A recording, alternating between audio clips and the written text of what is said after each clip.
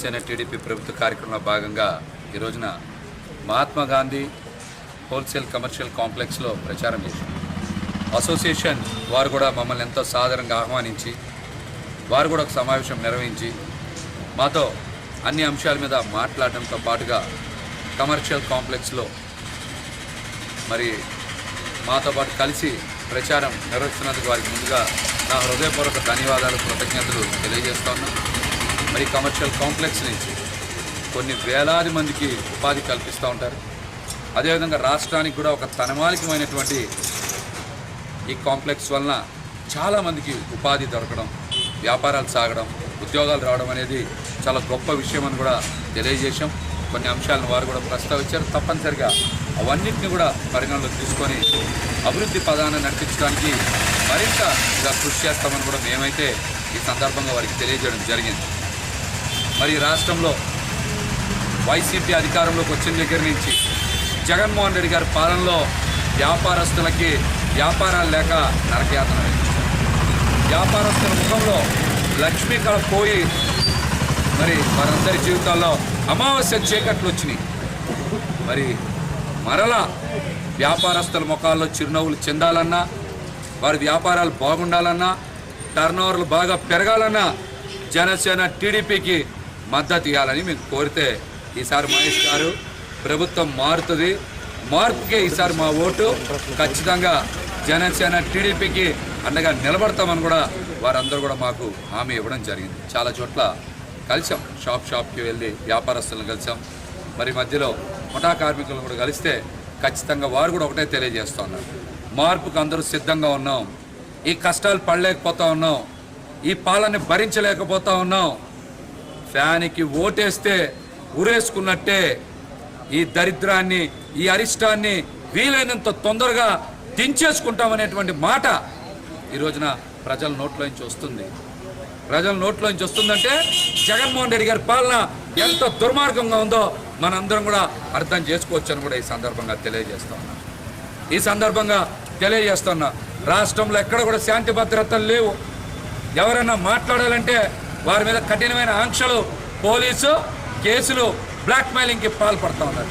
ఇట్లాంటి దుర్మార్గమైన పాలన వద్దని కూడా అందరూ కూడా ముక్త కంఠంతో నినాదిస్తూ ఉన్నారు. ఇప్పుడే మరి నేను కొన్ని మీడియా గ్రూపుల్లో కూడా చూసా, కోడికత్తి శ్రీనుకి బెయిల్ మంజూరైంది. మరి ఈ రోజున న్యాయం పట్ల, ధర్మం పట్ల మరొకసారి అందరికీ కూడా నమ్మకం కలిగింది. 5 సంవత్సరాల పాటు జైల్లో మగ్గిపోయినటువంటి కోడికత్తి శ్రీను కోసం సమతా సైనిక్ దళ వాళ్ళు, అదేవిధంగా ముస్లిం మైనారిటీ రైట్స్ నుంచి పనిచేసినటువంటి ఫారూక్ షుబ్లీ గారికి కూడా నా హృదయపూర్వక శుభాకాంక్షలు తెలియజేస్తాను. ఒక వ్యక్తికి అన్యాయం జరిగితే వాళ్ళందరూ కూడా నిలబడ్డారు, మమ్మల్ని అందరూ భాగస్వామ్యం చేశారు. కోడికత్తి శ్రీను తల్లి, అదేవిధంగా వారి సోదరుడు ధర్నా చేస్తే మేమందరం పాల్గొన్నాం, వారి అండగా నిలబడ్డాం. రౌండ్ టేబుల్ సమావేశాలకు వెళ్ళాం, గవర్నర్ గారిని కూడా కలిసి మేము విజ్ఞప్తి చేశాం. ఒక సామాన్యుడు 5 సంవత్సరాల పైగా జైల్లో మగ్గిపోవడం అన్యాయం. ఈ రోజున మరి న్యాయస్థానంలో బెయిల్ మంజూరు అవడాన్ని మేమైతే హర్షిస్తూ ఉన్నాం. సమతా సైనిక్ దళ వాళ్ళకి, అదేవిధంగా ఫారూక్ షుబ్లీ గారికి కూడా నా ధన్యవాదాలు తెలియజేస్తున్నాం. మేము కూడా ఆ పోరాటంలో భాగస్వామ్యమైనందుకు మాకు కూడా చాలా సంతోషంగా ఉంది. ఈ ఘటనతో జగన్మోహన్ రెడ్డి పతనం ప్రారంభమైంది. కోడికత్తి శ్రీనుని అన్యాయంగా కేసులో ఇరికించి సానుభూతి పొంది, ఓట్లు పొంది నువ్వు అధికారంలోకి వచ్చావు. ఆ రోజు నుంచి కోడికత్తి శ్రీనుని వేధించావు. ఈ రోజున అతనికి బెయిల్ మంజూరైంది. నీ రాజకీయ కుట్రలో అతను బలైపోయిన పావు. ఖచ్చితంగా నీ రాజకీయ కుట్రలో బలైపోయిన శివునికి ఈ రోజున బయటకు వచ్చారు. నువ్వు ఖచ్చితంగా లోపలికి వెళ్ళిపోతావు. జగన్మోహన్ రెడ్డి గారు ఖచ్చితంగా జైలుకి వెళ్ళిపోతారని కూడా ఈ సందర్భంగా తెలియజేస్తున్నా.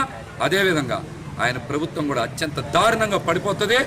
160కి పైగా స్థానాలు జనసేన టీడీపీ గెలుచుకుంటే, 25 ఎంపీలు కూడా జనసేన టీడీపీ గెలుచుకుంటాయని కూడా ఈ సందర్భంగా తెలియజేస్తాం.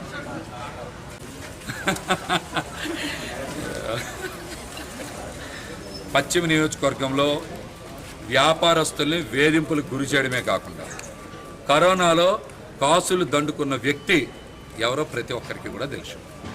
వ్యాపారస్తుల్ని వ్యక్తిగత ప్రయోజనాలకు వాడుకొని వారి అభివృద్ధికి ఎక్కడా సహకరించకుండా కేవలం వాళ్ళ దగ్గర నుంచి డబ్బు పరంగానే చూసినటువంటి వ్యక్తి వెల్లంపల్లి శ్రీనివాసరావు, వైఎస్ఆర్సీపీ పార్టీ. ఎక్కడైనా ఛాలెంజ్ విసురుతా ఉన్నా వ్యాపారస్తులకు ఆయన ఏం మంచి చేశారో చెప్పాలి.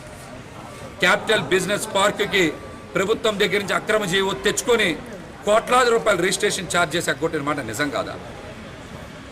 నిజం కాదా? సమాధానం చెప్పమనండి. కరోనా సమయంలో వ్యాపారస్తులు ఇంట్లో ఉంటే వేధింపులు గురి